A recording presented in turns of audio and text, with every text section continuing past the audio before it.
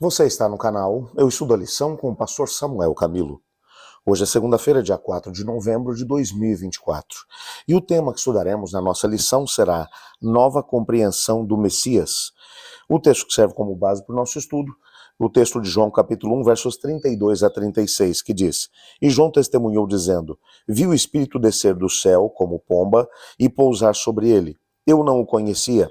Aquele, porém, que me enviou a batizar com água, me disse: Aquele sobre quem você vir descer e pousar o Espírito, esse é o que batiza com o Espírito Santo. Pois eu mesmo vi e dou testemunho de que ele é o Filho de Deus. No dia seguinte, João estava outra vez na companhia de dois dos seus discípulos e, vendo Jesus passar, diz: Eis o Cordeiro de Deus. Esse texto, na verdade, ele vai nos ajudar a cimentar um pouco aquilo que foi o testemunho de João que nós vimos na lição de ontem. Se você não teve a oportunidade de poder estudar, por favor, dá uma olhadinha aí na nossa playlist, dentro do nosso canal, Eu Estudo a Lição com o pastor Samuel Camilo, aqui no YouTube, e você terá a oportunidade de revisar esse mesmo testemunho. Entretanto, o autor da lição, o pastor Thomas Shepard, ele volta um pouco na história para o primeiro testemunho que Jesus tinha dado. Isso talvez até para fazer com que nós tenhamos a oportunidade de entender como foi que João chegou à conclusão de que Jesus era o Messias. Até porque existem algumas coisas a respeito do relacionamento de João Batista com Jesus que a gente precisa se lembrar. É claro que quando a gente pensa que João Batista ele era primo de Jesus, aí você pensa, puxa, mas eles eram primos? Primo é quase irmão?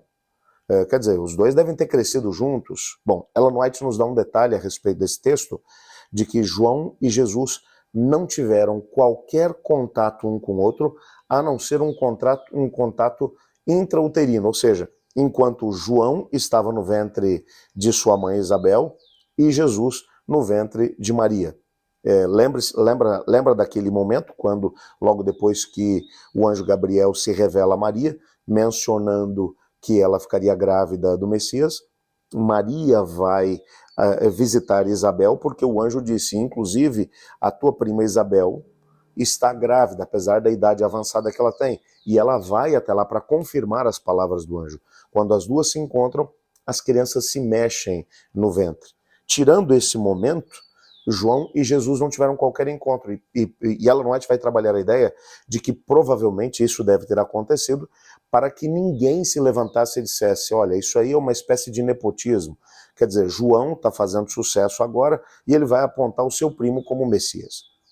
Para que esse tipo de coisa não acontecesse, Jesus e João cresceram completamente distanciados um do outro, sem qualquer tipo de contato.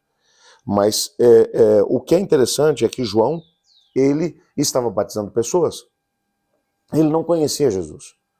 Mas ele vai dar um detalhe aqui interessante. Ele vai mencionar que o Espírito Santo do Senhor lhe havia revelado que ele saberia quem é o Messias quando o Espírito Santo descesse sobre essa pessoa de forma visível, de forma corpórea.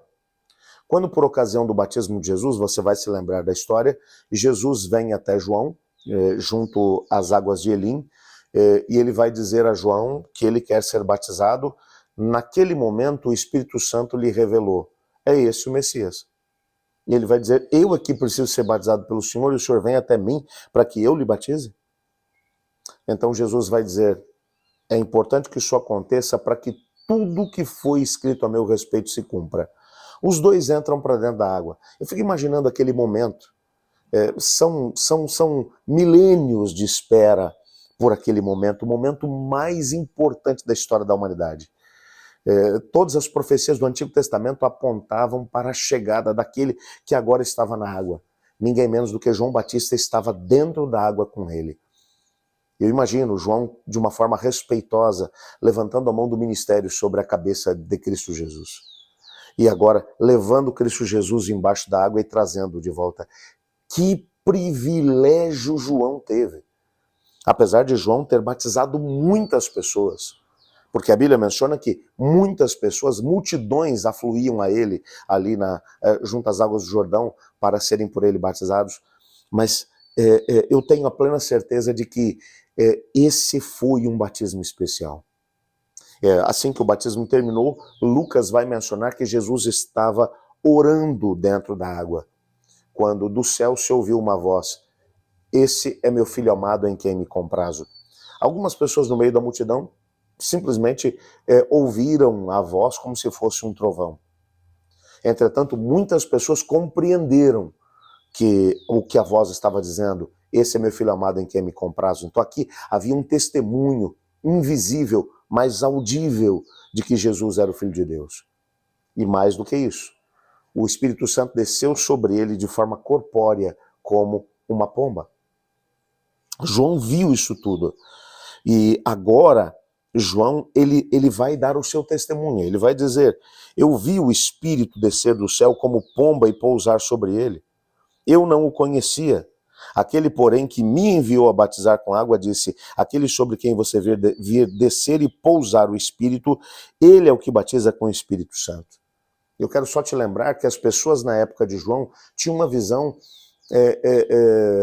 visão distorcida a respeito do Messias. Eles acreditavam que o Messias viria como líder político, simplesmente como alguém que se sentaria no trono de Davi, que naquela época expulsaria os romanos dali daquela sua terra, que faria com que Israel voltasse a ser a maior potência mundial daquele momento.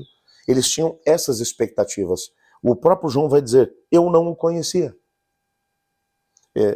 Nessa frase de João, o João não está falando apenas de um conhecimento, eu não sabia que era Jesus, eu não tinha esse conhecimento. Bom, o que ele está dizendo é que ele entendeu que Jesus Cristo era o Messias e que havia uma nova compreensão também sobre o trabalho do Messias, porque no dia seguinte ele vai mencionar, quando ele vê Jesus, ele vai dizer: eis o Cordeiro de Deus. Cordeiro lembrava cordeiro sacrificado, lembrava morte.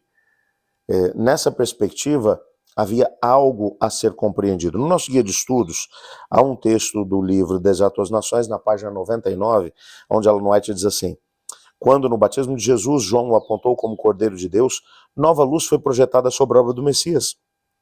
A mente do próprio profeta foi dirigida às palavras de Isaías: como o cordeiro foi levado ao matadouro.